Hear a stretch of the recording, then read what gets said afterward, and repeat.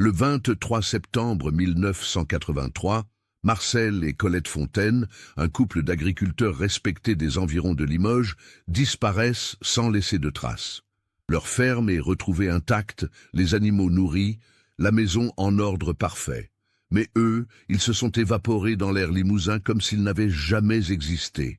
Pendant 27 ans, leur fils Antoine vivra avec le poids d'une question sans réponse, jusqu'à ce jour de février 2010, où des ouvriers découvrent, dans les décombres d'un vieil entrepôt abandonné du centre-ville, un panier tressé à la main. Un panier unique, reconnaissable entre mille, portant la signature artisanale de Colette Fontaine. À l'intérieur, des objets qui glacent le sang des enquêteurs et qui transformeront un mystère vieux de presque 3 décennies en l'une des affaires les plus troublantes de la région. Comment ce panier a-t-il pu se retrouver là? Et surtout, qu'est-ce que son contenu révèle vraiment sur la disparition du couple Fontaine? Ce que vous allez découvrir défie toute logique et remet en question tout ce que la communauté croyait savoir sur ces deux êtres apparemment ordinaires. Avant de continuer avec cette histoire troublante, si vous appréciez les affaires mystérieuses réelles comme celle-ci, abonnez-vous à la chaîne et activez les notifications pour ne manquer aucune nouvelle enquête. Maintenant, découvrons comment tout a commencé. Limoges, préfecture de la Haute-Vienne, en 1983, était une ville d'environ 135 000 habitants, célèbre dans le monde entier pour sa porcelaine, mais aussi entourée d'une campagne agricole traditionnelle où le temps semblait s'écouler plus lentement qu'ailleurs. Les collines douces du Limousin, avec leurs prairies verdoyantes et leurs forêts de châtaigniers, abritaient des dizaines de petites exploitations familiales qui perpétuaient des savoir-faire ancestraux. C'était un monde où tout le monde se connaissait, où les portes restaient ouvertes et où la méfiance n'avait pas encore trouvé sa place dans les mentalités rurales. À environ 8 kilomètres au nord de Limoges, dans le hameau de Beaune-les-Mines, ancienne zone d'extraction de kaolin aujourd'hui reconvertie en zone agricole, se trouvait la ferme des Fontaines. Une propriété modeste de 7 hectares, transmise de génération en génération depuis le début du siècle, avec sa maison en pierre typique du Limousin, ses murs épais couverts de lierre, son toit d'ardoise grise et sa grange attenante où résonnaient encore les échos d'une vie rurale simple mais digne. Marcel Fontaine, 58 ans en 1983, était un homme taillé par le travail de la terre. 1,75 m, les épaules larges, les mains calleuses marquées par des décennies de labeur, le visage buriné par le soleil et le vent. Ses cheveux gris, toujours coiffés avec soin, et sa moustache fournie lui donnaient l'apparence d'un homme sérieux, presque austère, mais ceux qui le connaissaient savaient qu'un sourire discret illuminait parfois ses yeux noisettes. Il était né dans cette ferme en 1925, avait connu la guerre alors qu'il n'était qu'un adolescent, et avait repris l'exploitation de son père en 1947. Homme de peu de mots, Marcel était respecté au village pour son honnêteté absolue et sa capacité à réparer à peu près n'importe quelle machine agricole.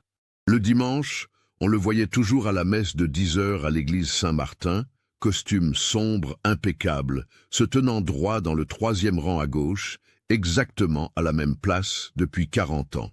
Colette, née Blanchard en 1929 dans une famille de vanniers de Nieul, à une trentaine de kilomètres de là, avait apporté avec elle un savoir-faire rare lorsqu'elle avait épousé Marcel en 1950. 54 ans, en 1983, elle était une femme menue, mais dotée d'une énergie remarquable. Ses cheveux châtains, qu'elle portait toujours relevés en chignon, commençaient à blanchir aux tempes. Ses doigts fins et agiles, malgré l'arthrite naissante, créaient des merveilles de vannerie que les habitants de la région reconnaissaient immédiatement. Colette avait cette particularité de tisser dans ses paniers des motifs géométriques complexes, un entrelacement unique d'osier et de jonc qu'elle avait perfectionné au fil des décennies. Chaque pièce portait sa signature invisible mais identifiable. Un petit nœud discret sur l'anse, toujours du côté gauche, toujours exactement au même endroit. Le couple avait eu un fils unique, Antoine, né en 1951, À 32 ans, en 1983, Antoine enseignait l'histoire au lycée Gay-Lussac de Limoges. Grand, mince, portant des lunettes rondes qui lui donnaient un air intellectuel, il incarnait tout ce que ses parents n'étaient pas. Urbain éduqué, tourné vers le monde des idées, plutôt que vers celui de la terre. Il avait quitté la ferme à 18 ans pour ses études, d'abord à Limoges, puis brièvement à Poitiers, et ne revenait que le dimanche pour le déjeuner familial, un rituel auquel il ne manquait jamais, même si la conversation restait souvent superficielle, ponctuée de longs silences que seul le bruit des couverts venait troubler. Les relations entre Antoine et ses parents étaient teintées d'une affection maladroite, jamais exprimée ouvertement, comme c'était la norme dans ces familles rurales où les sentiments restaient enfouis sous des couches de pudeur et de retenue. Marcel n'avait jamais vraiment compris le choix de son fils, cette vie de livres et de théories qui lui semblait si éloignée de la réalité concrète des champs et des saisons. Colette, elle, était plus fière, même si elle ne le disait pas directement. Elle gardait dans un tiroir de sa commode tous les articles qu'Antoine avait publiés dans le journal local sur l'histoire de la région, les relisant parfois le soir, quand Marcel dormait déjà. La ferme elle-même était une exploitation mixte typique de la région. Quelques vaches laitières, une dizaine de brebis, un poulailler généreux et 3 hectares consacrés aux cultures vivrières, principalement des pommes de terre, des betteraves et du maïs. Mais ce qui faisait la particularité des Fontaines, c'était leur verger. Marcel avait planté au fil des années plus de 50 pommiers de variétés anciennes. Des rainettes du Limousin, des pommes d'api, des calvilles blancs. En automne, Colette transformait cette abondance en confiture qu'elle vendait au marché de Limoges, toujours présentée dans ses paniers tressés qui attiraient autant l'attention que les produits eux-mêmes. Chaque mercredi et samedi matin, Colette se rendait au marché des Halles centrales de Limoges. Elle prenait la Renault, 4 beiges du couple, conduite avec une prudence presque exagérée sur les routes sinueuses qui menaient à la ville. Son emplacement, qu'elle occupait depuis plus de 20 ans, se trouvait près de l'entrée nord, juste à côté de la poissonnerie. Les habitués la reconnaissaient de loin à son tablier bleu à fleurs blanches et à ses paniers empilés avec soin. Elle avait cette façon particulière d'accueillir les clients, un sourire discret, quelques mots gentils, mais jamais trop, une réserve naturelle qui inspirait confiance. Dans le voisinage rural de Beaune-les-Mines, les Fontaines étaient considérés comme des gens solides, fiables, peut-être un peu secrets mais parfaitement intégrés dans la vie locale. Leur plus proche voisin, Gérard Chavagnac, un éleveur de moutons dont la ferme se trouvait à environ 500 mètres, entretenait avec Marcel une relation cordiale, faite d'entraides occasionnelles et de conversations brèves sur la météo ou le prix du lait. Les 2 hommes se retrouvaient parfois le soir, appuyés sur la barrière qui séparait leurs propriétés, fumant une cigarette en silence, regardant le soleil descendre sur les collines limousines. Au village, Colette avait quelques connaissances plus proches, notamment Simone Lagrange, une femme de son âge qui tenait avec son mari une petite épicerie-bazar. Les 2 femmes se voyaient de temps en temps pour un café, échangeaient des recettes, se confiaient parfois de petites inquiétudes sans jamais vraiment entrer dans l'intimité profonde. C'était cette forme d'amitié rurale, chaleureuse mais maintenue à distance respectable, où certains sujets restaient tabous par accord tacite. Personne n'aurait pu imaginer que ce couple, si ancré dans sa routine, si prévisible dans ses habitudes, si transparent dans son existence tranquille, portait en lui les germes d'un mystère qui entrait la région pendant près de 3 décennies. Personne n'aurait pu deviner que derrière cette façade de normalité absolue se cachait une histoire qui, lorsqu'elle serait finalement révélée, bouleverserait tout ce que la communauté croyait savoir sur la nature humaine, sur les secrets que nous gardons et sur les choix impossibles que la vie nous impose parfois. L'été 1983 avait été particulièrement sec. Les prairies avaient jauni prématurément, les puits s'étaient abaissés, et les agriculteurs parlaient avec inquiétude des récoltes qui s'annonçaient médiocres. Mais en septembre, alors que l'automne approchait, les pluies étaient finalement revenues, apportant avec elles ce soulagement humide qui fait respirer la terre. Les Fontaine, comme tous les exploitants de la région, s'étaient remis au travail avec une énergie renouvelée, préparant la saison des pommes qui promettait d'être exceptionnelle malgré la sécheresse estivale. Le vendredi 23 septembre 1983 commence, comme n'importe quel autre jour à la ferme des Fontaines. Marcel se lève à 5h30 comme toujours, sans réveil, guidé par cette horloge interne que 40 ans de routine agricole ont gravée dans son corps.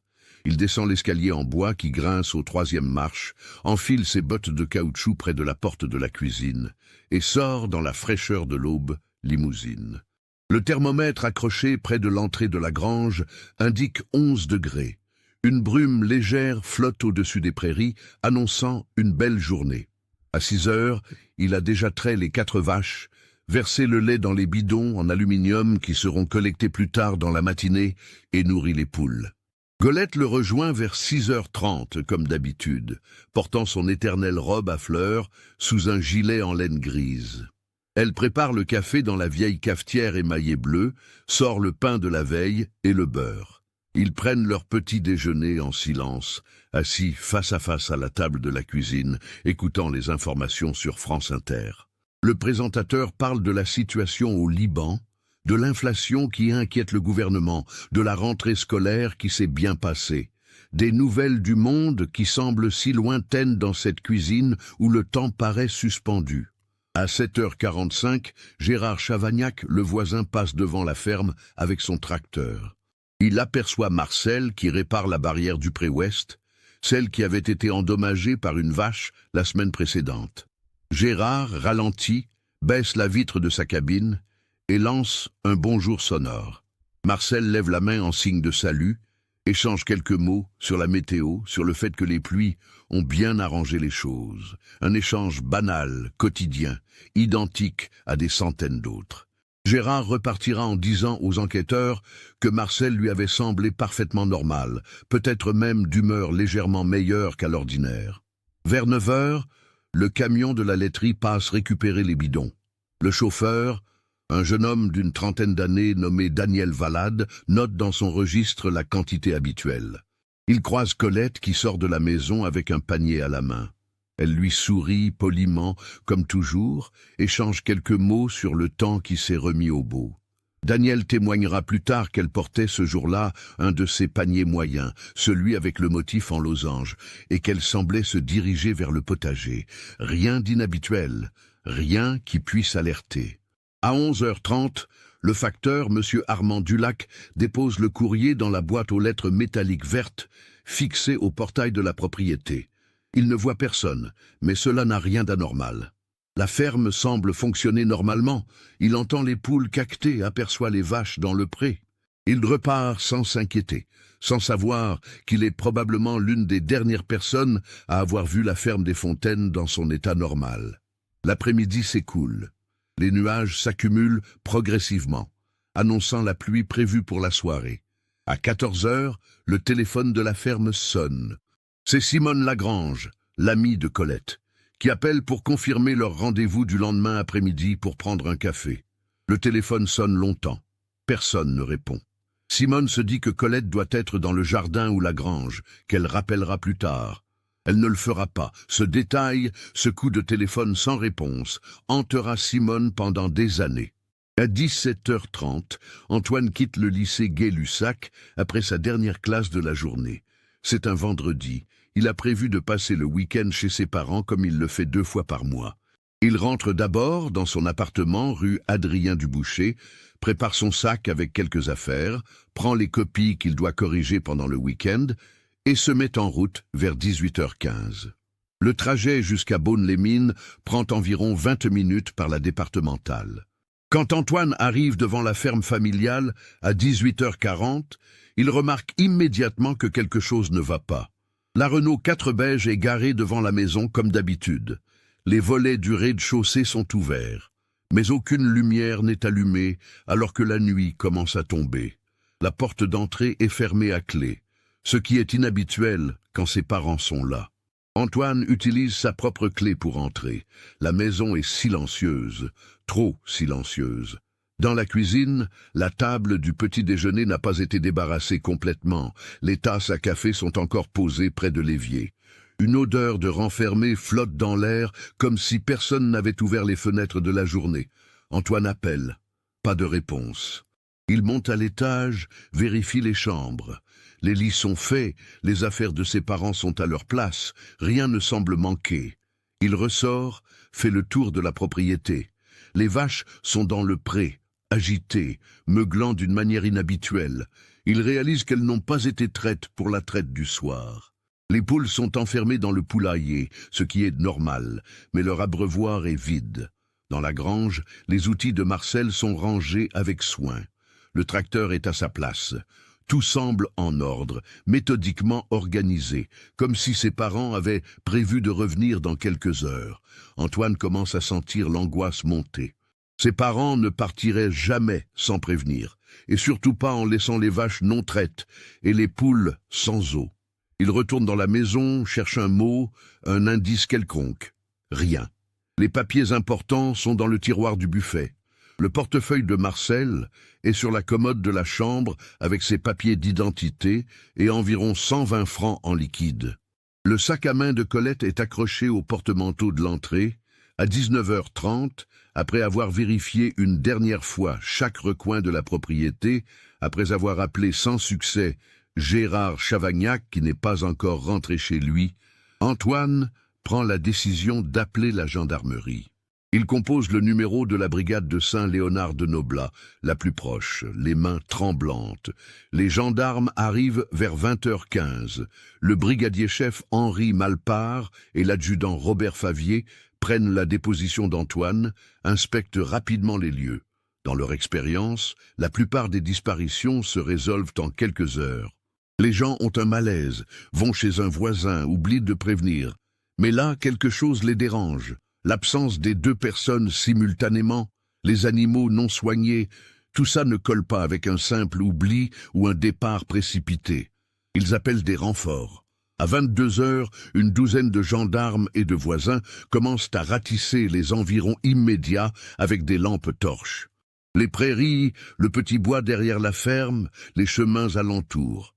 Ils appellent, crient les noms de Marcel et Colette dans la nuit limousine maintenant ponctuée par la pluie fine qui a commencé à tomber.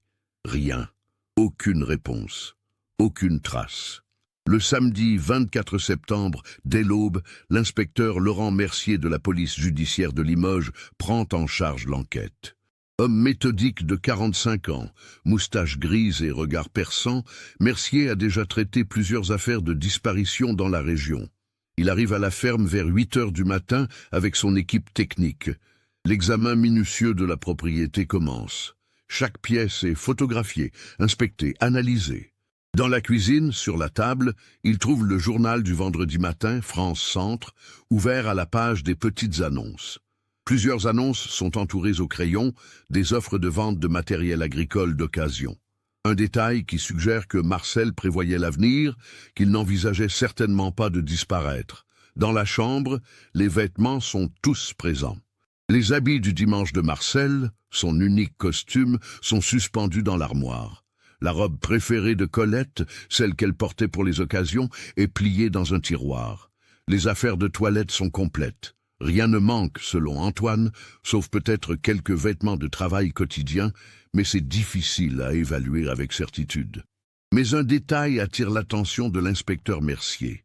Dans l'atelier de vannerie de Colette, une petite pièce attenante à la grange où elle créait ses paniers, il manque un panier. Antoine explique que sa mère rangeait toujours ses créations terminées sur des étagères selon leur taille. Il peut identifier chaque modèle par cœur, ayant grandi en les voyant. Et là, il manque un panier moyen, celui avec le motif complexe en losange entrecroisé, celui-là même que le chauffeur de la laiterie a vu Colette porter le matin de sa disparition. Ce panier devient immédiatement un élément crucial de l'enquête. Pourquoi Colette l'aurait-elle emporté? Où est-il maintenant? L'inspecteur Mercier fait diffuser une description détaillée du panier dans tous les commissariats et gendarmeries de la région. Un panier en osier et jonc, tressé, environ 40 cm de diamètre, motif géométrique en losange, anse renforcée avec le petit nœud caractéristique sur le côté gauche. Les interrogatoires commencent. Gérard Chavagnac répète ce qu'il a déjà dit. Marcel semblait normal le matin, peut-être même de bonne humeur. Daniel Valade, le chauffeur de la laiterie, confirme avoir vu Colette vers 9 heures avec le panier se dirigeant vers le potager. Le facteur Armand Dulac n'a rien remarqué d'inhabituel. Simone Lagrange, en larmes, raconte son appel sans réponse de l'après-midi, se reprochant de ne pas être venu vérifier immédiatement. Les voisins plus éloignés sont également questionnés. Personne n'a vu de véhicule inconnu dans le secteur. Personne n'a entendu de cris, de disputes, quoi que ce soit d'anormal. La ferme la plus proche, après celle de Chavagnac, se trouve à plus d'1 kilomètre, et ses occupants, un couple âgé, n'ont absolument rien remarqué. L'hypothèse d'un enlèvement est examinée. Mais pourquoi? Les Fontaine ne sont pas riches, ils n'ont pas d'ennemis connus, aucun conflit avec qui que ce soit. Et surtout, aucune demande de rançon n'arrive. Les jours passent dans l'attente angoissée d'un coup de téléphone, d'une lettre, de n'importe quel signe. Rien ne vient, les comptes bancaires des Fontaine sont épluchés, aucun mouvement suspect. Leur livret d'épargne à la caisse d'épargne contient environ 22 000 francs, fruit d'années d'économie prudente. Aucun retrait important récent. Le relevé de leur compte courant au Crédit Agricole montre des opérations parfaitement ordinaires. Les paiements mensuels habituels, quelques chèques pour des achats de fournitures agricoles. Rien d'anormal. Les fouilles s'intensifient. Des dizaines de bénévoles de la région participent aux recherches. On ratisse les bois environnants, on sonde les puits abandonnés des anciennes mines de kaoline, on inspecte les granges délabrées, les ruines dispersées dans la campagne. Des plongeurs explorent les étangs et les cours d'eau. Des chiens pisteurs sont amenés mais sans résultat concluant.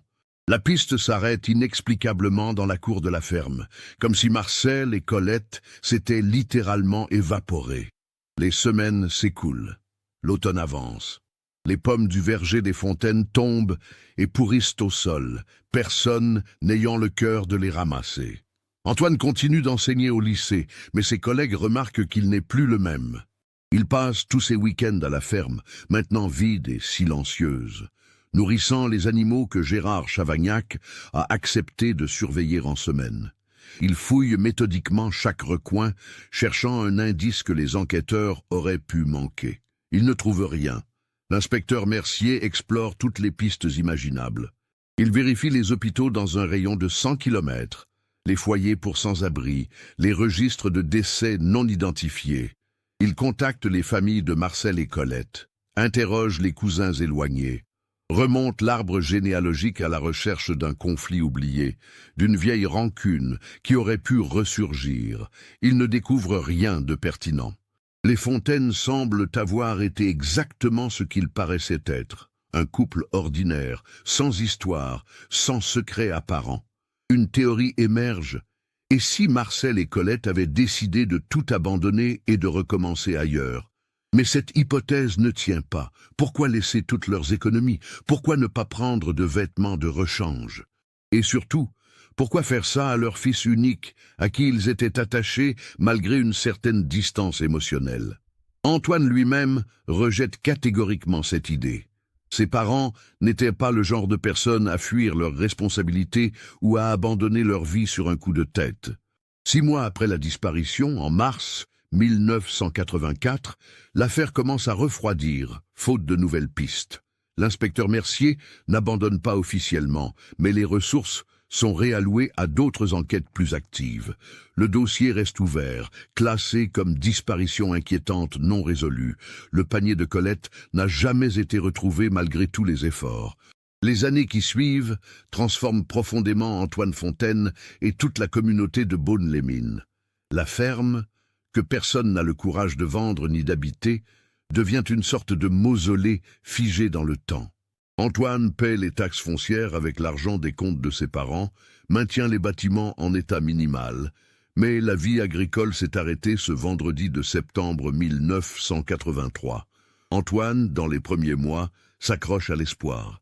Chaque coup de téléphone le fait sursauter. Chaque fois qu'on sonne à sa porte, il croit que ce sera eux, ou du moins des nouvelles.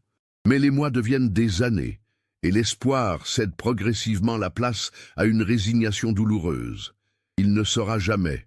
Cette phrase devient son mantra silencieux, répété mentalement chaque fois qu'il pense à ses parents.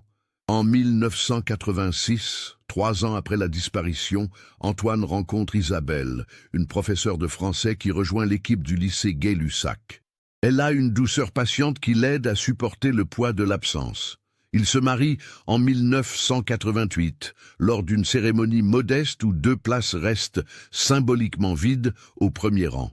Isabelle comprend que son mari porte un deuil impossible, un chagrin sans corps, sans tombe, sans fin. En 1990, ils ont une fille qu'ils prénomment Léa. La naissance apporte à Antoine un mélange de joie et de tristesse insupportable. Ses parents ne connaîtront jamais leur petite fille. Ils ne la verront pas grandir, ne l'entendront pas rire, ne partageront aucun de ces moments que les grands-parents chérissent. Cette injustice le ronge plus que tout le reste. Isabelle essaie de l'encourager à vendre la ferme, à tourner la page, mais Antoine ne peut pas. Pas tant qu'il ne sait pas. La propriété reste là, témoin silencieux d'un mystère non résolu, attendant un retour qui ne viendra peut-être jamais. Les voisins évitent d'en parler. Quand ils croisent Antoine lors de ses visites mensuelles pour l'entretien, ils détournent le regard, mal à l'aise, ne sachant que dire. Gérard Chavagnac, le voisin, vieillit avec le poids supplémentaire de la culpabilité. Et si ce matin-là, au lieu de simplement saluer Marcel de loin, il s'était arrêté pour discuter plus longuement, aurait-il remarqué quelque chose? Aurait-il pu empêcher ce qui allait se passer? Ces questions le hantent, surtout les nuits où il ne peut pas dormir, regardant par la fenêtre la ferme des Fontaines plongée dans l'obscurité. Simone Lagrange, l'amie de Colette, n'a jamais surmonté ce coup de téléphone sans réponse. Elle se reproche de ne pas être allée vérifier immédiatement. Peut-être aurait-elle pu faire quelque chose. Peut-être aurait-elle trouvé Colette blessée, ayant besoin d'aide. C'est peut-être empoisonne ses pensées. Elle ferme son épicerie en 1997 et déménage à Limoges, incapable de rester dans ce village où chaque coin de rue lui rappelle son ami disparu. L'inspecteur Laurent Mercier prend sa retraite en 1995, après 30 ans de service. L'affaire Fontaine reste son échec le plus cuisant, celle qui l'empêche de profiter pleinement de sa retraite. Il garde une copie du dossier chez lui, le relit parfois le soir, cherchant encore et toujours ce détail qu'il aurait pu manquer, cette connexion qui lui aurait échappé. Mais les années passent sans révélation. Dans la région, l'histoire des Fontaines devient une légende locale, racontée à mi-voix dans les cafés, utilisée par les parents pour effrayer gentiment leurs enfants trop aventureux. La ferme abandonnée acquiert une réputation sinistre. Les adolescents se lancent des défis pour y entrer la nuit. Certains prétendent y avoir vu des ombres, entendu des voix.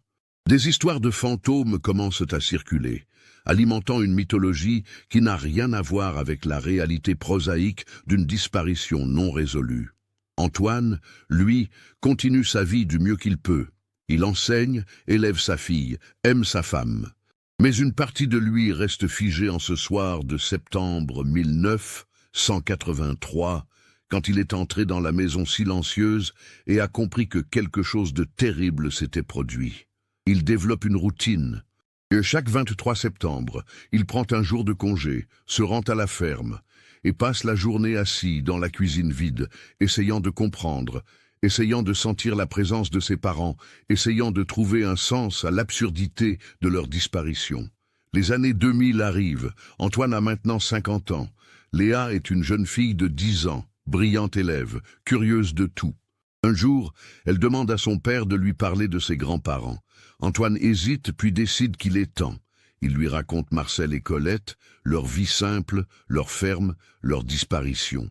Léa écoute avec de grands yeux, puis pose la question qui tue. « Mais papa, qu'est-ce qui leur est arrivé ?» Antoine ne peut que secouer la tête. « Je ne sais pas, ma chérie, je ne sais pas. » Cette conversation marque un tournant.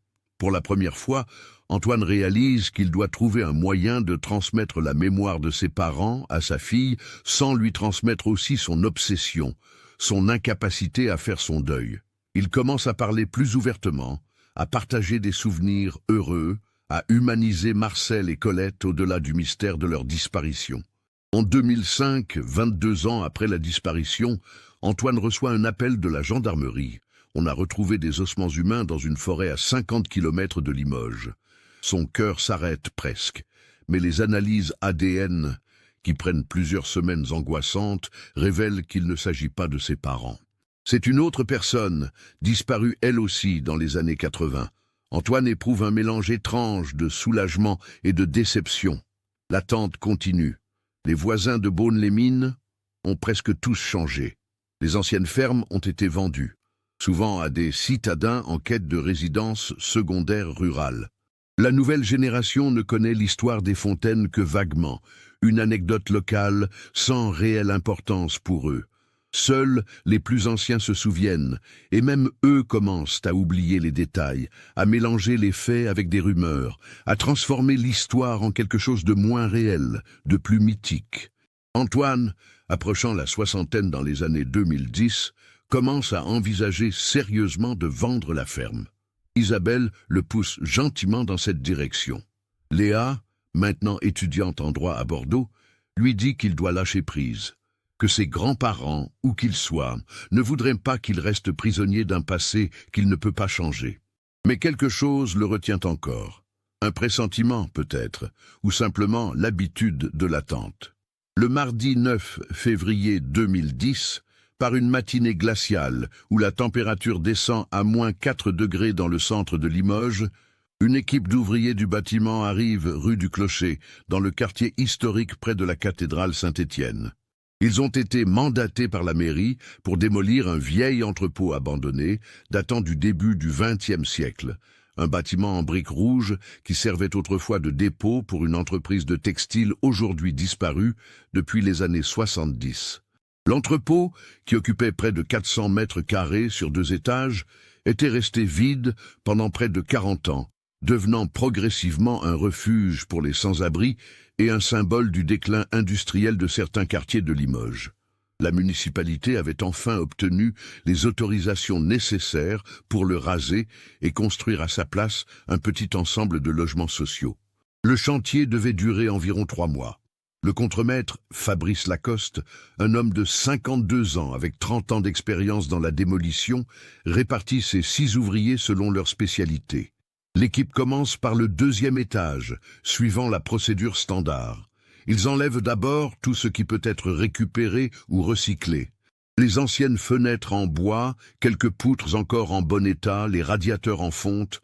Le bâtiment a été complètement vidé de son mobilier des décennies auparavant, mais il reste encore des débris, des gravats accumulés par le temps et les intrusions successives.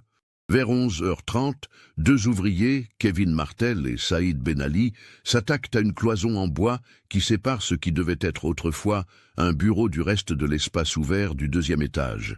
La cloison, vermoulue et fragilisée par l'humidité, cède facilement sous les coups de masse. Derrière, ils découvrent un renfoncement, une sorte de placard dissimulé, probablement construit longtemps après la construction initiale du bâtiment. C'est là, dans ce recoin sombre et poussiéreux, que Kevin aperçoit quelque chose qui le fait s'arrêter net. Un panier. Un panier en osier tressé, partiellement recouvert de poussière et de toiles d'araignée, mais remarquablement bien conservé compte tenu des conditions. Il le sort délicatement, surpris par sa qualité artisanale évidente. Le panier mesure environ 40 cm de diamètre, présente un motif complexe de losanges entrecroisés et possède une anse renforcée avec un petit nœud caractéristique sur le côté gauche. « Regarde ça !» dit Kevin à Saïd. « C'est du beau travail. Ça doit dater d'il y a longtemps. » Saïd s'approche, examine l'objet. À l'intérieur du panier, il trouve plusieurs éléments qui transforment immédiatement cette découverte banale en quelque chose d'infiniment plus troublant. D'abord, un portefeuille en cuir marron, usé, mais toujours fermé. Puis, enveloppé dans un tissu qui fut blanc mais a jauni avec le temps, un livret de famille. Et enfin, au fond du panier, une enveloppe Kraft scellée, épaisse, dont le contenu fait un léger bruit de papier froissé quand on la secoue doucement. Kevin ouvre le portefeuille avec précaution. À l'intérieur, une carte d'identité au format ancien, avec une photographie noir et blanc. Le nom saute aux yeux, Marcel Fontaine, né le 15 mars 1925 à Beaune-les-Mines. L'adresse indiquée est celle d'une ferme. La date d'émission de la carte, 1979. Merde, murmure Kevin. Il faut prévenir le chef. Fabrice Lacoste, le contremaître, comprend immédiatement la gravité de la situation. À 52 ans, il a assez d'expérience pour savoir que ce genre de découverte nécessite l'intervention immédiate de la police. Il ordonne à ses hommes de ne rien toucher d'autre, sécurise la zone et appelle le commissariat central de Limoges depuis son téléphone portable. À 13h15, l'inspectrice Claire Desroches arrive sur les lieux avec 2 agents en tenue. Âgé de 38 ans, Desroches travaille à la brigade criminelle de Limoges depuis 8 ans. Mince, les cheveux châtains coupés courts, le regard vif et analytique, elle a la réputation d'être méthodique et tenace. On lui a brièvement expliqué la situation au téléphone. Des ouvriers ont trouvé des objets personnels dans un bâtiment abandonné. Elle enfile des gants en latex, examine le panier et son contenu avec attention. Le livret de famille confirme l'identité. Marcel Fontaine, né en 1925, marié à Colette Blanchard en 1950. Un fils, Antoine, né en 1951. Tout est là, consigné dans les pages jaunies du livret. L'enveloppe Kraft scellée intrigue particulièrement Desroches. Elle la soupèse, hésite à l'ouvrir immédiatement, décide finalement qu'il vaut mieux le faire au commissariat, dans les conditions appropriées, avec un photographe pour documenter chaque étape. Elle place le panier et son contenu dans des sacs à indices, fait signer le procès-verbal de découverte à Fabrice Lacoste et à Kevin Martel, et retourne au commissariat. De retour dans son bureau, Claire Desroches commence par effectuer une recherche dans les bases de données policières. Le nom Marcel Fontaine déclenche immédiatement une alerte. Dossier ouvert en 1983, toujours non résolu. Disparition inquiétante de Marcel Fontaine, 58 ans, et de son épouse Colette Fontaine, 54 ans, le 23 septembre 1983. Elle sent son pouls s'accélérer. 27 ans.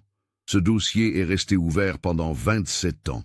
Elle passe l'heure suivante à lire l'intégralité du dossier d'origine, compilé par l'inspecteur Laurent Mercier, maintenant retraité depuis 15 ans. La description est là, noir sur blanc. Manquant à l'appel, un panier en osier et jonc tressé, environ 40 cm de diamètre, motif géométrique en losange, anse renforcée avec petits nœuds caractéristiques sur le côté gauche. C'est exactement le panier retrouvé ce matin. À 16h, accompagnée du technicien de l'identité judiciaire, elle ouvre l'enveloppe Kraft dans la salle des scellés, sous l'œil de la caméra de surveillance qui enregistre la procédure. À l'intérieur, elle trouve plusieurs documents qui vont bouleverser complètement la compréhension de l'affaire. Des lettres manuscrites, écrites avec une calligraphie soignée et régulière, des photographies, et un document administratif qui explique tout, mais soulève en même temps 1000 questions supplémentaires. Claire Desroches lit les lettres une première fois, rapidement, puis une deuxième fois, lentement, en prenant des notes. Son expression passe de la surprise à l'incrédulité, puis à quelque chose qui ressemble à de la tristesse. Elle comprend qu'elle doit maintenant retrouver Antoine Fontaine et lui annoncer que, après 27 ans d'attente, il va enfin avoir des réponses. Mais ces réponses vont probablement détruire tout ce qu'il croyait savoir sur ses parents. Elle localise Antoine facilement. Il habite toujours Limoges, dans le quartier de Beaubreuil. Il enseigne toujours au lycée Gay-Lussac, même s'il doit prendre sa retraite dans quelques années. Elle l'appelle à 17h30, lui explique calmement qu'elle a besoin de le rencontrer concernant la disparition de ses parents. Il y a eu une découverte importante. Antoine Fontaine arrive au commissariat à 18h15, accompagné d'Isabelle. Il a maintenant 59 ans, les cheveux presque entièrement blancs, le visage marqué par presque 3 décennies d'incertitude. Ses mains tremblent légèrement quand Claire Desroches le fait entrer dans une salle d'entretien et lui montre le panier, maintenant placé dans un grand sac transparent à sceller. « C'est le panier de ma mère » murmure Antoine immédiatement. « Je reconnaîtrai ce motif entre mille. C'est elle qui l'a fait. Où l'avez-vous trouvé? Claire explique les circonstances de la découverte.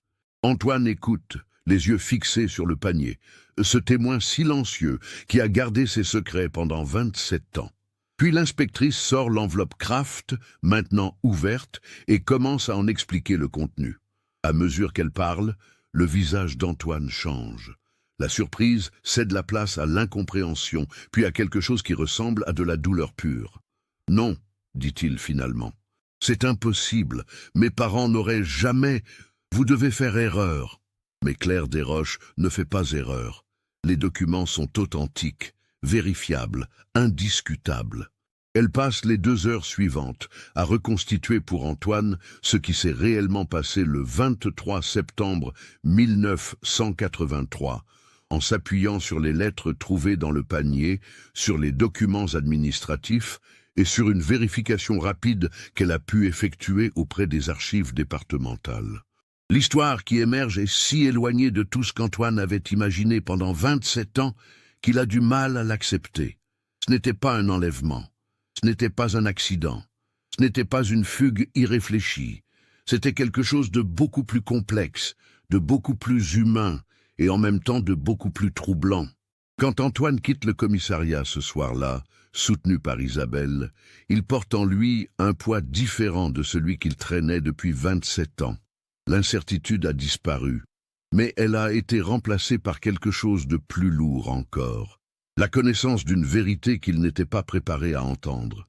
Dans les jours qui suivent la découverte du panier, l'inspectrice Claire Desroches lance une investigation approfondie pour reconstituer exactement ce qui s'est passé en 1983 et comprendre comment le panier de Colette Fontaine s'est retrouvé dans cet entrepôt abandonné du centre de Limoges.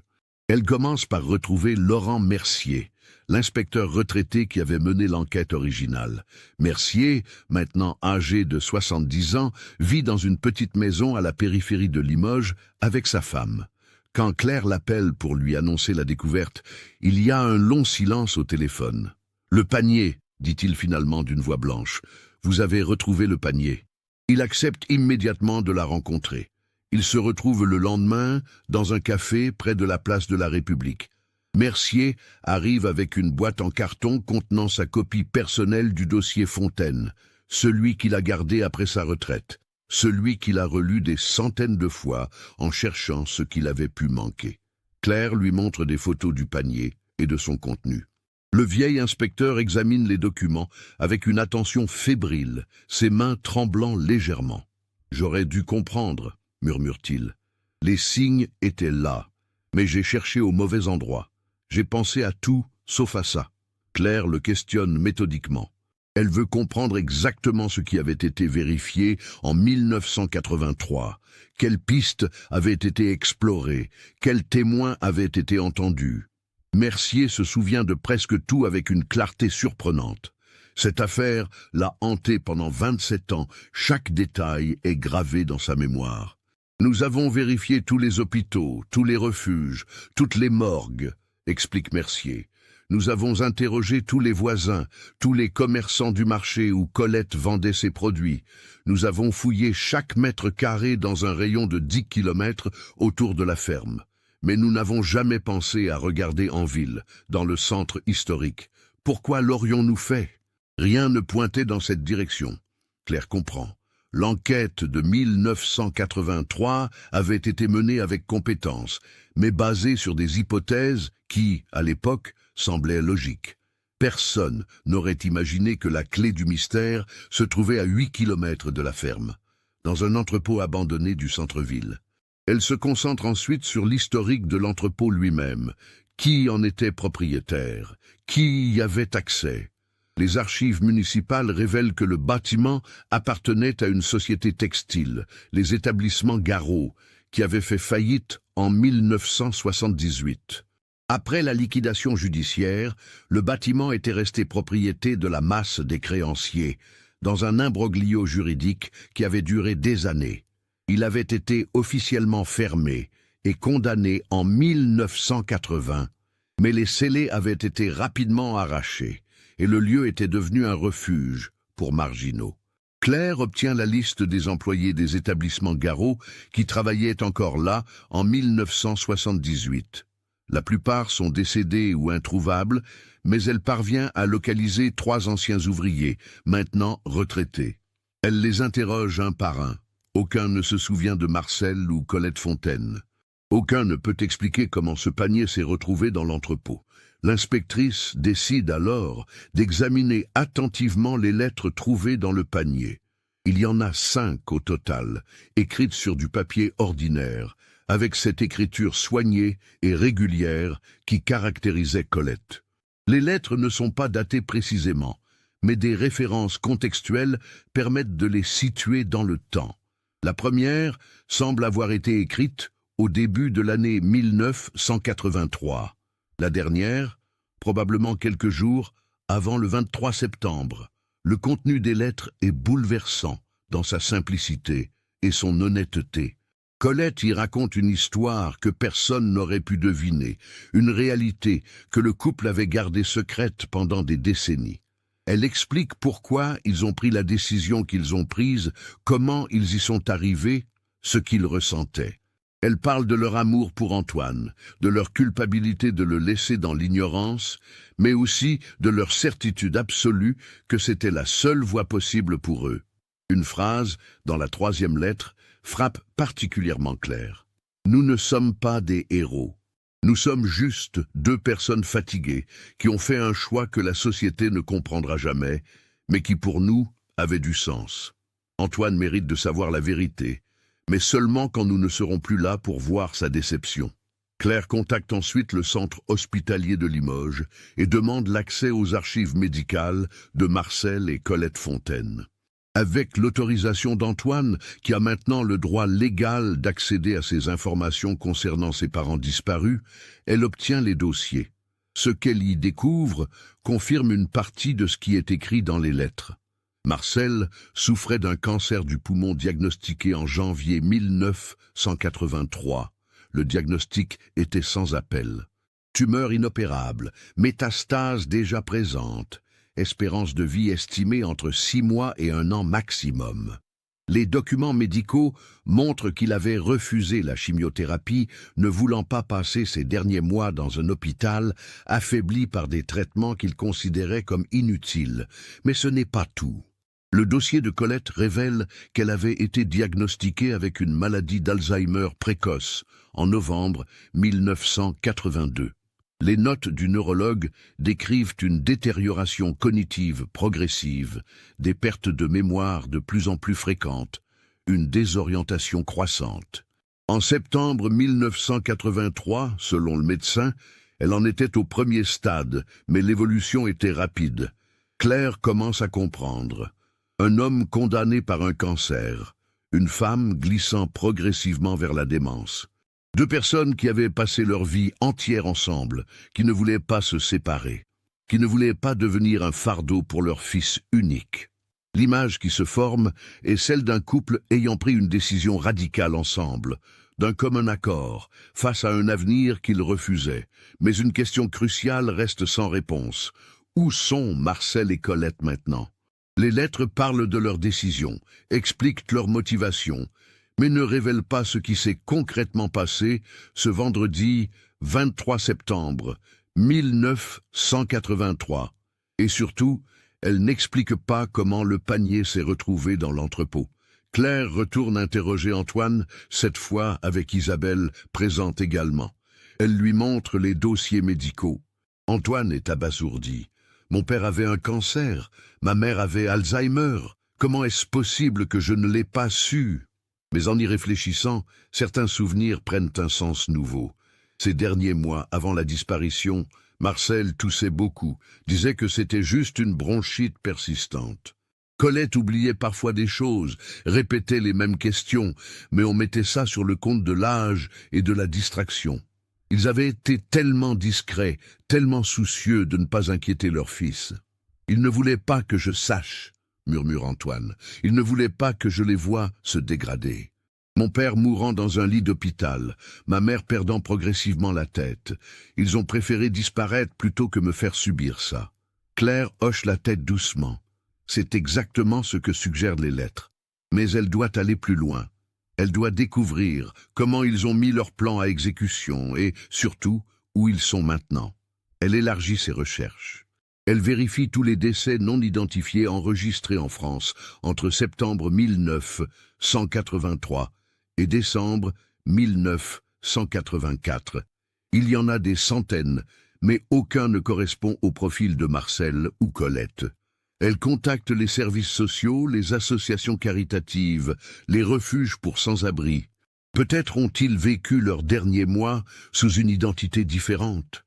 Mais là encore, aucune piste ne mène nulle part. C'est en analysant plus attentivement les documents trouvés dans le panier qu'elle trouve un nouvel élément crucial. Parmi les papiers, il y a un reçu daté du 22 septembre 1983, la veille de la disparition. Il provient d'une agence immobilière de Limoges, aujourd'hui disparue, mais dont Claire retrouve trace dans les archives commerciales. Le reçu indique le paiement en espèces de 3 000 francs pour la location d'un local commercial, sans préciser l'adresse exacte ni la durée du bail. 3 000 francs en espèces. Claire vérifie les relevés bancaires de 1983. Effectivement, le 20 septembre, Marcel avait retiré 3 500 francs du compte du couple, leur plus gros retrait de l'année. À l'époque, les enquêteurs l'avaient noté mais n'y avaient pas vu de signification particulière. Maintenant, tout prend sens. Claire se lance dans une recherche acharnée pour identifier quelle agence immobilière avait émis ce reçu et quel local avait été loué. Elle épluche les registres commerciaux de l'époque, contacte les archives départementales, retrouve finalement le nom de l'agence. Immobilière Chavagne, disparue depuis 1995, suite au décès de son propriétaire sans héritier. Mais les archives de l'agence ont été conservées par le notaire qui avait géré la succession. Claire obtient l'autorisation d'y accéder. Elle passe 2 jours à fouiller dans des cartons poussiéreux, entreposés dans les sous-sols d'une étude notariale. Et finalement, elle trouve un contrat de location au nom de Marcel Fontaine pour un petit studio au 3e étage d'un immeuble rue de la Boucherie, dans le quartier médiéval de Limoges. Location de courte durée, payée d'avance, pour 3 mois. Claire sent son cœur battre plus vite. C'est là. C'est forcément là que Marcel et Colette sont allés ce 23 septembre 1983. Mais pourquoi? Et que s'est-il passé ensuite? L'immeuble de la rue de la Boucherie existe toujours. C'est un vieux bâtiment du XVe siècle, rénové dans les années 90 et transformé en appartement de standing. Claire contacte le syndic actuel, explique la situation, obtient l'autorisation de vérifier les archives de l'immeuble et d'interroger les résidents actuels.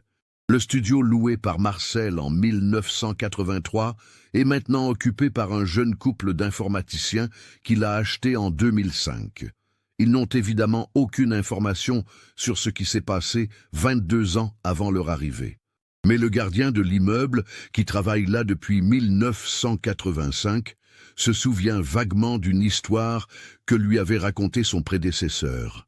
Il paraît qu'il y avait eu un problème avec un appartement au 3e vers 1983 ou 84, raconte le gardien, un homme d'une 60aine d'années au visage ridé. Le locataire avait disparu sans payer les charges. L'appartement était resté fermé pendant des mois. Quand ils ont fini par l'ouvrir, il était vide, impeccablement nettoyé, comme si personne n'y avait jamais vécu. Ça avait intrigué tout le monde à l'époque. Claire interroge tous les résidents de longue date dans l'immeuble. Une dame de 85 ans, Madame Dupré, qui habitait au 2e étage depuis les années 70, se souvient de quelque chose de plus précis. En octobre 1983, j'avais remarqué un couple âgé qui montait au 3e. Je les avais croisés 2 ou 3 fois dans l'escalier, des gens discrets, qui ne parlaient pas, qui baissaient des yeux. L'homme toussait beaucoup. Et puis un jour, je ne les ai plus vus, je me suis dit qu'ils avaient déménagé. Le puzzle commence à se reconstituer. Marcel et Colette avaient loué ce studio pour y passer leurs dernières semaines ensemble, loin de tout, loin surtout du regard de leur fils. Mais qu'avaient-ils fait ensuite? Et comment le panier de Colette avait-il fini dans l'entrepôt abandonné à quelques centaines de mètres de là? Claire retourne à l'entrepôt.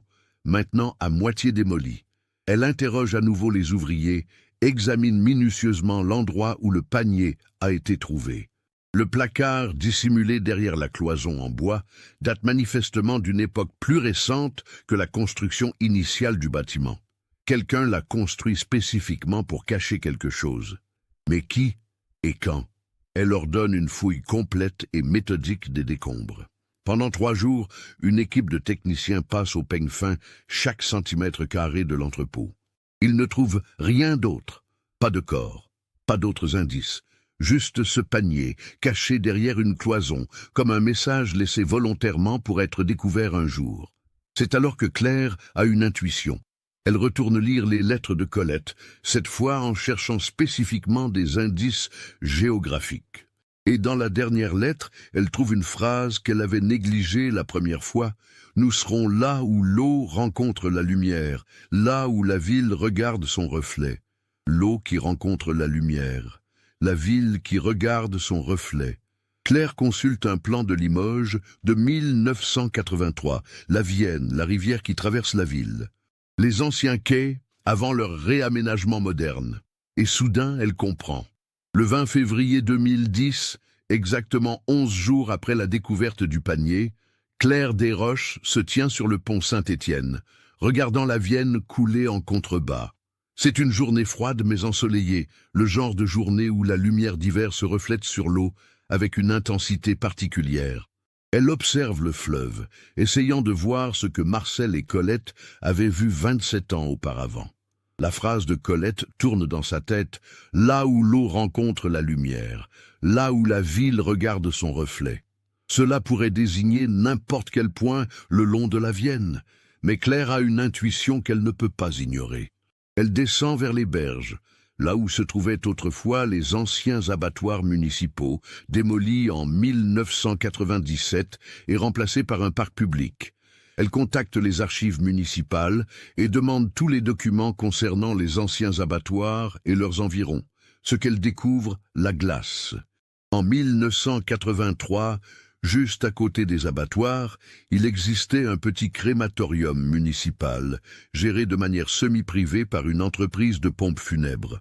Le crématorium a fermé en 1988, devenu obsolète, avec l'ouverture d'une installation moderne à Saint-Just-le-Martel. Claire obtient les registres du crématorium pour l'année 1983. Elle les parcourt fiévreusement, cherchant les mois de septembre à décembre. Et là, à la date du 27 octobre 1983, elle trouve 2 entrées qui font bondir son cœur dans sa poitrine, 2 crémations effectuées le même jour. 2 personnes sans nom, enregistrées simplement comme individus masculins non identifiés et individus féminins non identifiés. Les corps avaient été apportés par un employé de la morgue municipale, déclarés comme décès sans suite judiciaire nécessaire. Les certificats de décès, signés par un médecin légiste nommé Dr Armand Villemont, indiquaient respectivement cancer généralisé en phase terminale et démence sénile avec complications cardiaques. Claire vérifie immédiatement. Le docteur Villemont est décédé en 2003, mais elle parvient à localiser sa veuve, qui a conservé certains documents professionnels de son mari. Dans ses archives personnelles, elle trouve des notes manuscrites que Villemont avait gardées parallèlement aux dossiers officiels, une sorte de journal professionnel où il consignait les cas qu'il avait marqués. À la date du 26 octobre 1983, il avait écrit « Aujourd'hui cas inhabituel, couple âgé découvert, décédé dans un petit appartement rue de la Boucherie. Décès naturel, aucun signe de violence. » L'homme, cancer du poumon en phase terminale, a cessé de respirer dans son sommeil. La femme, manifestement atteinte de troubles cognitifs avancés, est décédée quelques heures après, probablement d'un arrêt cardiaque lié au choc et à l'épuisement. Aucun papier d'identité sur les lieux, appartement loué sous un nom que le propriétaire n'a pas pu confirmer. Corps transféré à la morgue en attente d'identification. Vu leur âge et l'absence d'enquête judiciaire nécessaire, procédure de crémation standard appliquée après délai légal. Claire sent ses jambes trembler. C'est eux. C'est forcément eux. Marcel est mort de son cancer, comme il savait qu'il allait mourir. Et Colette restait seule avec lui dans ce petit appartement. Son esprit déjà fragilisé par l'Alzheimer a succombé peu après. 2 morts naturelles, dans l'intimité qu'ils avaient choisie, loin du monde. Mais pourquoi n'avaient-ils pas été identifiés? Claire creuse plus profondément. Elle découvre que le gardien de l'immeuble de l'époque, celui qui avait découvert les corps, était un homme du nom de Julien Sarrazin. Elle le localise dans une maison de retraite à Feytiat, près de Limoges. À 88 ans, Sarrazin a toute sa tête et se souvient parfaitement de cet événement qu'il avait marqué il y a 27 ans. « Je faisais mes rondes », raconte-t-il d'une voix chevrotante mais claire. Le studio du 3e n'avait pas donné signe de vie depuis plusieurs jours. J'avais vu le couple emménager en septembre, des gens très discrets qui ne disaient jamais bonjour. Le 26 octobre, j'ai senti une odeur bizarre dans l'escalier. J'ai frappé, pas de réponse. J'ai utilisé mon passe pour entrer. Ils étaient là, allongés sur le lit, côte à côte, comme s'ils dormaient. L'homme avait l'air d'être parti paisiblement. La femme était à ses côtés, une main posée sur son bras. Sarrazin se souvient avoir appelé les secours, puis la police. Les gendarmes sont venus, ont inspecté l'appartement. Tout était propre, rangé comme s'il s'était préparé. Il n'y avait aucun papier d'identité, aucune photo, rien qui permette de les identifier. Juste quelques vêtements, des produits de toilette basiques, et curieusement, un panier en osier vide posé sur une chaise. Les gendarmes ont dit qu'il n'y avait pas de signe de crime, que c'était des morts naturelles. Les corps ont été emmenés. « Et le panier ?» demande Claire, retenant son souffle. « Un des gendarmes l'a pris », répond Sarrazin. « Il a dit que c'était un bel objet artisanal, dommage de le laisser là. Je ne sais pas ce qu'il en a fait après. » Claire vérifie les registres de la gendarmerie. Le gendarme qui avait répondu à l'appel ce jour-là était l'adjudant Claude Bernon, aujourd'hui retraité et vivant à Aix-sur-Vienne. Elle le contacte le jour même. Bernon, 72 ans, se souvient parfaitement de cette intervention. « Oui, j'ai pris le panier », admet-il sans hésitation. « C'était une si belle pièce artisanale. Je me suis dit que personne ne le réclamerait. Je l'ai gardé pendant quelques semaines à la gendarmerie, puis je l'ai emmené chez moi. Ma femme l'a utilisé un moment pour ranger des magazines. Et ensuite, presse Claire. En 1984, on a déménagé. Ma femme n'a pas voulu garder le panier. Elle disait qu'il lui rappelait cette triste histoire. J'avais un ami qui travaillait dans un entrepôt désaffecté en ville. Il stockait des affaires personnelles là-bas de temps en temps. Je lui ai donné le panier, lui ai demandé de le mettre de côté. Je me disais que je reviendrais le chercher un jour, mais je ne l'ai jamais fait. J'avais complètement oublié cette histoire, jusqu'à ce que vous m'appeliez. Les dernières pièces du puzzle se mettent en place. Claire retourne voir Antoine avec toutes ces informations. Elle lui explique tout, méthodiquement, doucement, en lui laissant le temps d'absorber chaque révélation. Marcel et Colette n'avaient pas été enlevés. Ils n'avaient pas fui. Ils avaient choisi de passer leurs dernières semaines ensemble, loin de tout, dans un petit appartement anonyme, refusant de devenir un fardeau pour leur fils, refusant de se laisser séparer par la maladie. « Mais pourquoi ne m'ont-ils rien dit ?» demande Antoine, les larmes coulant librement sur son visage. « J'aurais pu les aider. J'aurais pu être là. » Claire lui tend les lettres de Colette. « Lisez, elles expliquent tout. » Antoine passe la nuit à lire et relire ses lettres. Sa mère y décrit leur décision avec une lucidité déchirante. Marcel ne voulait pas que son fils le voie se dégrader, devenir une ombre de lui-même, mourir centimètre par centimètre dans un lit d'hôpital. Colette ne voulait pas être placée dans une institution, perdre progressivement son identité, oublier le visage de son mari, oublier celui de son fils. « Nous avons décidé, » écrit Colette dans sa dernière lettre, « de partir ensemble, à notre façon, dans la dignité que nous avons toujours essayé de maintenir. Ce n'est pas une fuite, Antoine, c'est notre dernier acte de liberté. Nous t'aimons plus que tout, mais cet amour nous oblige à te préserver de la douleur, de nous voir disparaître morceau par morceau. Quand tu liras ces lignes, si tu les lis un jour, sache que nous sommes morts comme nous avons vécu, ensemble, dans le silence, sans déranger personne. Pardonne-nous de te laisser avec des questions, mais sache que chaque jour passé avec toi a été une bénédiction. Tu as été notre fierté, même si nous ne l'avons jamais dit assez fort. Antoine comprend enfin. Ses parents ne l'avaient pas abandonné. Ils l'avaient protégé de la seule façon qu'il connaissait, en s'effaçant discrètement, en lui épargnant le spectacle insoutenable de leur déchéance. C'était une forme d'amour terrible et magnifique à la fois, typique de cette génération qui ne savait pas exprimer ses sentiments, mais les vivait avec une intensité silencieuse. Dans les semaines qui suivent, Claire Desroches boucle officiellement l'enquête. Les cendres de Marcel et Colette Fontaine, conservées dans l'ancien crématorium, puis transférées dans un ossuaire municipal lors de sa fermeture, sont identifiées par analyse ADN en comparaison avec celle d'Antoine. La procédure est longue, complexe, mais elle aboutit à une confirmation formelle. Le 31 mars 2010, par une matinée de printemps où les premières fleurs commencent à éclore dans le Limousin, Antoine organise une cérémonie intime au cimetière de Beaune-les-Mines. Les cendres de ses parents sont enterrées dans le caveau familial, enfin réunies avec leurs ancêtres. Seule une poignée de personnes assistent. Isabelle, Léa, maintenant âgée de 20 ans, Gérard Chavagnac qui s'appuie lourdement sur sa canne, Claire Desroches qui a tenu à être présente, et Laurent Mercier, l'ancien inspecteur qui avait passé tant d'années à chercher sans trouver. Le prêtre prononce quelques mots sur le repos éternel et le mystère des choix humains.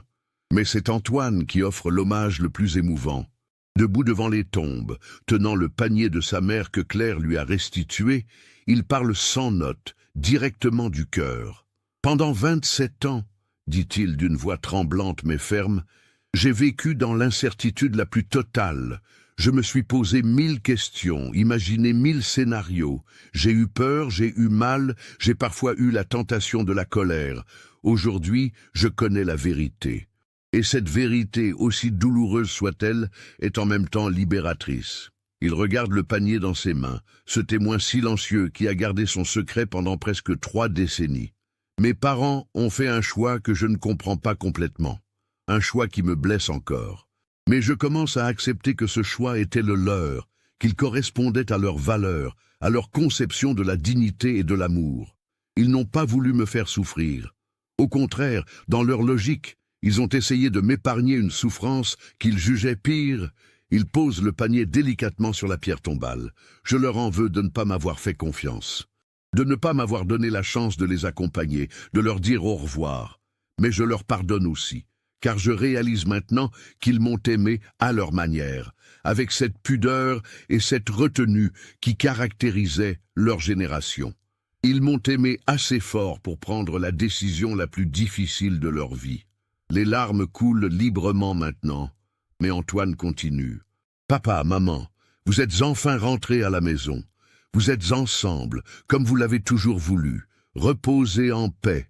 Et sachez que malgré tout, malgré ces 27 ans de mystère et de douleur, je vous aime. Je vous ai toujours aimé et je vous aimerai toujours. » Le silence qui suit est seulement troublé par le chant des oiseaux dans les arbres environnants. Gérard Chavagnac pleure ouvertement, ce vieil homme qui avait été le voisin et l'ami silencieux de Marcel. Laurent Mercier essuie discrètement ses yeux, pensant à toutes ces années passées à chercher une réponse qui était finalement si simple et si compliquée à la fois. Dans les jours suivants, l'affaire fait brièvement la une de la presse locale. Mystère résolu après 27 ans. Le couple disparu avait choisi sa fin, titre « Le populaire du centre ». Mais les articles sont respectueux, évitant le sensationnalisme facile, reconnaissant la dignité tragique de cette histoire. Certains dans la communauté expriment leur incompréhension. Comment Marcel et Colette avaient-ils pu faire ça à leur fils? D'autres, plus nombreux qu'Antoine ne l'aurait cru, expriment une forme de compréhension. Dans cette région rurale, où l'autonomie et la discrétion sont des valeurs fondamentales, le choix des fontaines résonne d'une manière particulière. Plusieurs personnes âgées confient à Antoine que si elles étaient dans la même situation, elles comprendraient la tentation de partir à leur manière, sans déranger personne. Claire Desroches classe définitivement le dossier en mai 2010. Dans son rapport final, elle note que l'enquête de 1983 avait été menée avec compétence, mais que personne n'aurait pu deviner la vérité. Marcel et Colette avaient soigneusement planifié leur disparition, effaçant toute trace de leur identité, s'assurant que leur dernière semaine se passerait dans l'anonymat total. Ils n'avaient pas prévu que le panier de Colette, saisi par un gendarme et oublié dans un entrepôt, ressurgirait 27 ans plus tard pour raconter leur histoire. Pour Antoine, les mois qui suivent sont un processus de reconstruction. Il doit maintenant faire le deuil non pas d'une perte récente, mais d'une perte vieille de 27 ans, tout en digérant simultanément la vérité sur les circonstances de cette perte.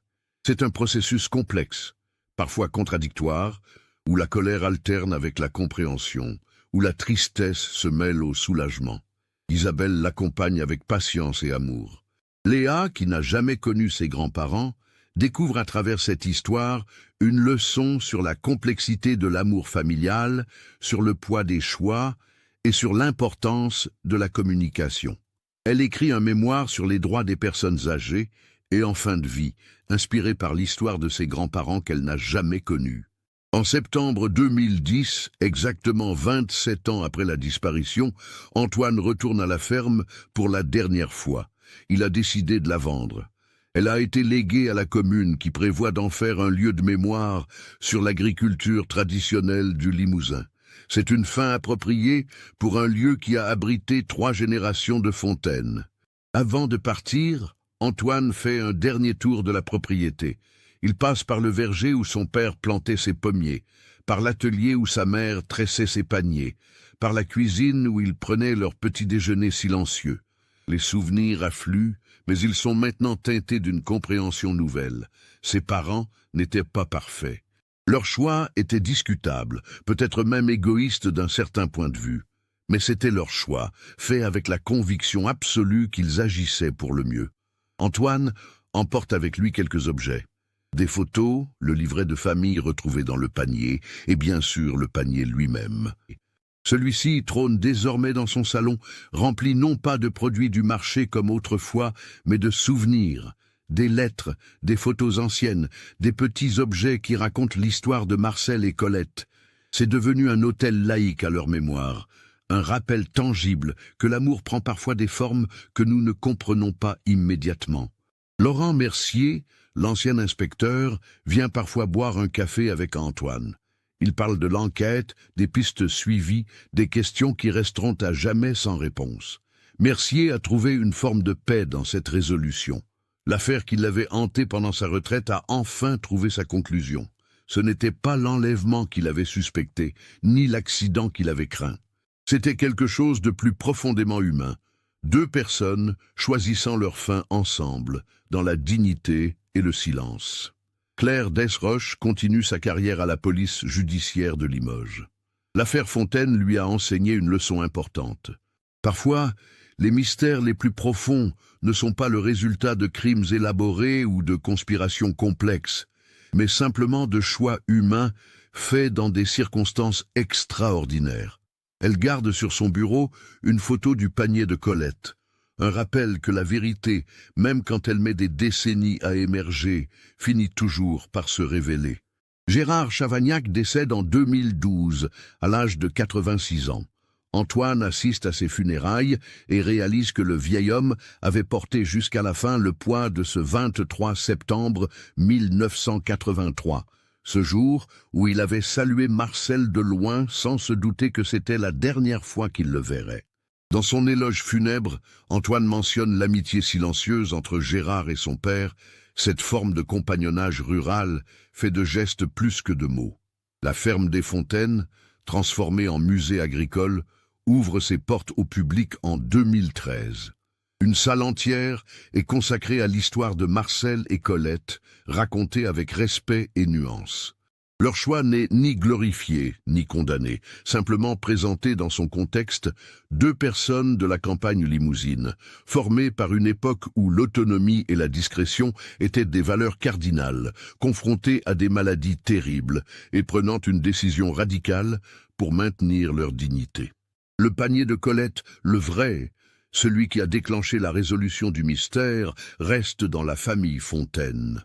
Antoine a stipulé dans son testament qu'il devra être transmis à Léa, puis aux générations futures, comme un rappel tangible de cette histoire familiale extraordinaire. C'est un objet simple, fait de brins d'osier et de joncs tressés avec soin, mais il porte en lui toute la complexité de l'amour familial, des choix impossibles et des secrets que nous gardons pour protéger ceux que nous aimons. Aujourd'hui, en 2025, Antoine a 74 ans. Il est grand-père depuis 2023, quand Léa a eu son premier enfant, une petite fille prénommée Colette, en hommage à son arrière-grand-mère. Quand Antoine tient cet enfant dans ses bras, il pense parfois à ses parents et se demande ce qu'ils penseraient de voir leur lignée continuer ainsi. Auraient-ils été fiers? Auraient-ils regretté leur choix? Ces questions n'auront jamais de réponse, mais Antoine a appris à vivre avec cette incertitude. Il raconte parfois l'histoire à sa petite fille, adaptée à son jeune âge, bien sûr. Il lui parle de ses arrière-grands-parents, qui aimaient la terre, qui fabriquaient de beaux paniers, qui avaient des valeurs fortes, même si ces valeurs les ont conduits à faire des choix difficiles à comprendre. Il veut qu'elle sache d'où elle vient, qu'elle comprenne que l'histoire familiale n'est pas toujours simple ou parfaite, mais qu'elle est toujours importante. L'entrepôt où le panier a été découvert n'existe plus. À sa place, se dresse maintenant un ensemble de logements sociaux, abritant des familles qui ne se doutent pas qu'à cet endroit précis, 27 ans de mystère ont pris fin un matin glacial de février 2010. La ville continue sa vie, se transforme, oublie. Mais quelque part dans les archives municipales, dans les dossiers de police, dans les mémoires de ceux qui ont vécu cette histoire, l'affaire Fontaine reste présente, témoignage silencieux de la complexité de l'expérience humaine. Le 23 septembre de chaque année, Antoine se rend toujours au cimetière de Beaune-les-Mines. C'est devenu un rituel, une façon de maintenir le lien avec ses parents malgré tout. Il apporte des fleurs, nettoie la pierre tombale et reste assis là pendant quelques heures, parfois accompagné d'Isabelle ou de Léa, parfois seul. Il ne prie pas vraiment, il réfléchit simplement, se souvient, accepte. Cette année-là, le 23 septembre 2025, fait exactement 42 ans depuis la disparition. Antoine a maintenant 74 ans, l'âge qu'avait son père quand il aurait dû naturellement mourir de son cancer. Cette coïncidence le frappe avec force. Il réalise qu'il a vécu plus longtemps que son père, qu'il a eu des expériences que Marcel n'a jamais eues. Voir son enfant devenir adulte, rencontrer ses petits-enfants, vieillir aux côtés de la femme qu'il aime. « Merci », murmure-t-il devant la tombe. « Merci de m'avoir donné la vie. Merci pour tout ce que vous m'avez appris, même si vous ne le saviez pas toujours. Et merci, finalement, d'avoir fait le choix que vous avez fait. Même si je ne peux pas dire que je l'approuve complètement, je comprends maintenant qu'il venait d'un lieu d'amour. Un amour maladroit peut-être, un amour silencieux certainement, mais un amour véritable néanmoins. » Le vent fait bruire les feuilles des châtaigniers autour du cimetière. Le soleil de septembre projette des ombres longues sur l'herbe bien entretenue. Au loin, on entend le bruit d'un tracteur dans un champ. La vie continue dans le Limousin comme elle a toujours continué, malgré les drames personnels, malgré les mystères non résolus pendant des décennies, malgré les choix difficiles que les gens font parfois quand ils sont confrontés à l'impossible. Antoine se lève finalement, rajuste sa veste et commence à marcher vers sa voiture. Il se retourne une dernière fois, regarde la tombe de ses parents et sourit doucement. Ce n'est pas un sourire de bonheur, mais un sourire d'acceptation, de compréhension, de paix retrouvée après tant d'années de tourments. Le panier de Colette est sur le siège passager, comme toujours quand il vient ici. Antoine le regarde, touche délicatement les brins d'osier tressés avec tant de soin il y a plus de 40 ans. Ce panier a voyagé à travers le temps, gardant ses secrets, attendant patiemment d'être découvert. Il est le lien tangible entre le passé et le présent, entre les morts et les vivants, entre le mystère et la révélation. En rentrant chez lui, Antoine passera par la ferme, maintenant musée. Il le fait parfois juste pour voir les lieux de son enfance transformés mais préservés. Les visiteurs se promènent dans les allées, regardent les vieux outils agricoles, lisent les panneaux explicatifs sur la vie rurale d'autrefois.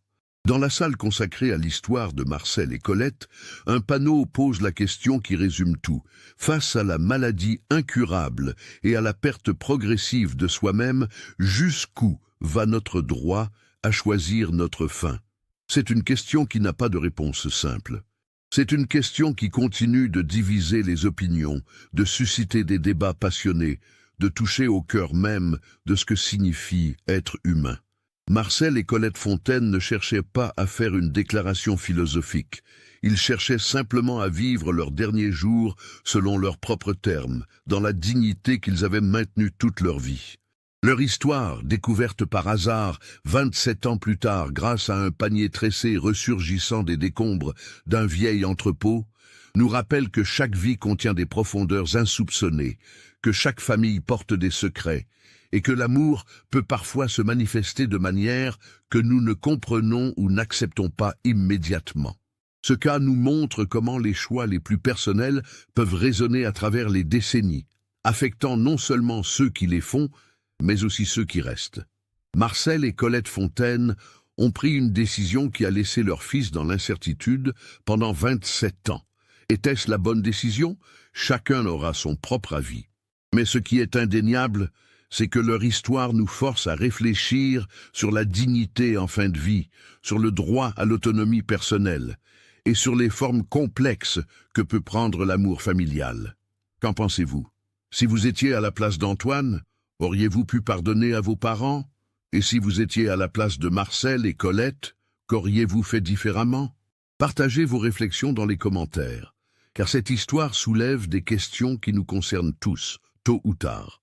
Si cette enquête profonde vous a touché, si vous avez apprécié la manière dont nous avons reconstitué méticuleusement les événements de cette affaire extraordinaire, n'oubliez pas de vous abonner à la chaîne et d'activer les notifications pour ne manquer aucun nouveau cas. Laissez un like si cette histoire vous a fait réfléchir et partagez-la avec quelqu'un qui s'intéresse aussi aux mystères humains les plus profonds. Parfois, la vérité met des décennies à émerger, mais quand elle le fait, elle nous rappelle que derrière chaque disparition, chaque mystère, il y a des êtres humains avec leurs peurs, leurs amours et leurs choix impossibles.